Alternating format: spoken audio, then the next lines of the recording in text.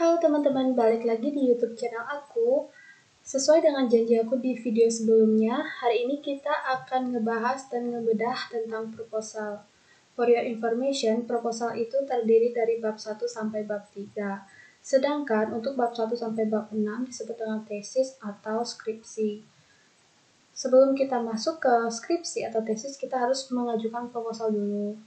Dan proposal harus menggunakan future tense karena ini membahas tentang plan kita. Jadi kita ngejelasin kalau kita itu bakal melakukan sebuah penelitian. Seperti itu. Dan proposal atau skripsi kita wajib untuk meminimalisir plagiarism. Dan biasanya untuk mengecek plagiarismnya kita bisa pakai Turnitin ya, tapi berbayar biasanya.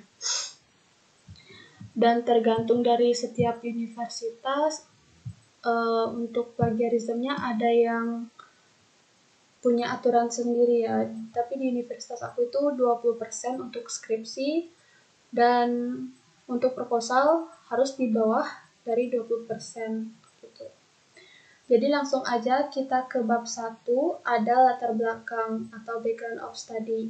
Kita jelasin kenapa studi kita ini penting gitu dan menyesuaikan ya panjangnya. Ada yang meminta beberapa paragraf dan ada yang beberapa halaman, jadi itu tergantung.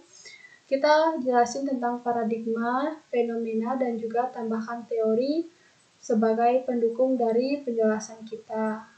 Sertakan juga analisis sederhana yang udah kita ambil dari sumber data. Itu di background of study, sedangkan yang kedua ada problems of study atau rumusan masalah. Jadi rumusan masalah ini adalah inti dari penelitian kita dan biasanya dibuat dalam bentuk kalimat tanya. Seperti itu. Dan diformulasikan dalam kalimat yang baik serta sesuai dengan gramatikal. Kemudian ada objectives of the study. Di sini tuh mengikuti rumusan masalah dan juga diformulasikan dalam bentuk exclamative sentence ya, dan juga harus sesuai dengan problems of study kita. Selanjutnya, limitation of study. Ini tuh seperti batasan dari studi kita. Jadi tujuannya supaya pembahasan kita tidak kemana-mana gitu. Jadi bisa fokus dan relate juga dengan problems of study. Harus sesuai dengan problems of study. Selanjutnya ada significance of study. Significance of study biasanya terdiri dari dua, theoretical dan practical. Jadi kita ngejelasin manfaat atau benefit dari studi kita, penelitian kita ini untuk pembaca, peneliti, ataupun students, mahasiswa yang lainnya seperti apa ke depannya gitu. Jelasin di bagian significance of study sesuai dengan teori, secara teori dan secara praktis atau praktikalnya seperti apa gitu. Di bab 2 ada review of related literature, itu ngebahas tentang penelitian sebelumnya yang juga mirip atau similar dengan penelitian yang kita ambil. Biasanya terdiri dari 3 studi dan tahunnya biasanya nggak boleh lebih dari 4 tahun sih biasanya, tapi tergantung juga. Terus kita jelasin juga tentang kemiripan atau kesamaan dan juga perbedaannya gitu. Jelasin juga beberapa poin dari penelitian itu seperti metode, data source-nya dan juga result-nya seperti apa. Sebagai bahan perbandingan ya tujuannya. Selanjutnya ada konsep. Konsep ini tuh seperti seperti istilah term gitu, istilah penting secara general supaya pembaca itu dapat gambaran tentang penelitian kita. Oh, konsepnya seperti ini. Misalnya seperti meneliti movie ya, a translation shifts in the movie bla bla bla bla gitu. Kita jelasin in the subtitle movie, judul movie-nya apa gitu. Kita jelasin konsepnya adalah satu translation shift, kemudian movie yang kedua. Jadi ada penjelasan secara general tentang term itu. Kemudian bisa subtitlenya kita ambil penjelasannya gitu. Dan selanjutnya ada teoris atau teori yang kita pakai dalam penelitian kita. Biasanya teori ini ada dua ya, ada main sama supporting. Jadi main itu adalah teori utama yang kita pakai yang bakal ngejawab research problems atau rumusan masalah kita. Sedangkan supporting teoris ini hanya sebagai penjelas saja gitu. Cuma memberikan tambahan informasi tentang data analisis kita.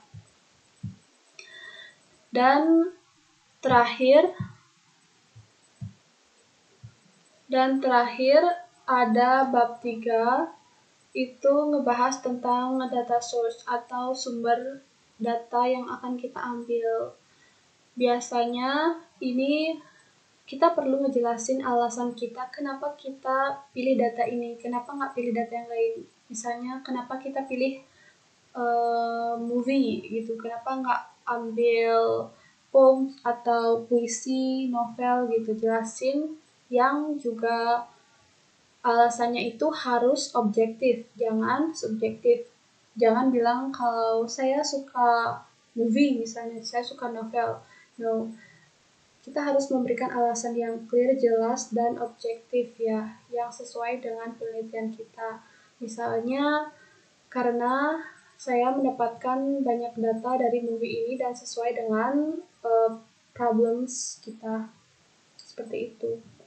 Jadi untuk sastra ada banyak data source yang bisa kita pilih, kayak di lagu, di novel, komik, film, misalnya, dan lain sebagainya.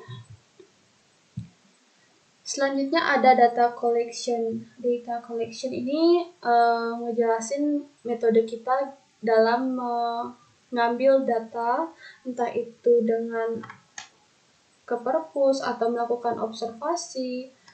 Jadi biasanya untuk di sastra kita menggunakan qualitative method gitu ya, dengan melakukan observasi. Dan untuk kuantitatif itu biasanya pakai survei ya, persentase datanya itu pakai angka. Biasanya sih di pendidikan biasanya perlu dengan kuantitatif. Ada juga teknik yang perlu kita jelaskan, seperti entah kita searching datanya dulu, kemudian kita mencatat, baru kita mengklasifikasikan tipe-tipe atau yang sesuai dengan rumusan masalah kita, seperti itu. Jadi jelasin secara step by step kita dalam mengambil data.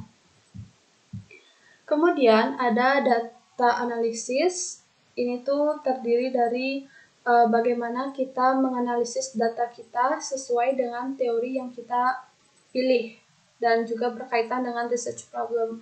Jadi langkah-langkah yang kita ambil harus sama juga dengan rumusan masalahnya, menyesuaikan itu dan menggunakan qualitative method.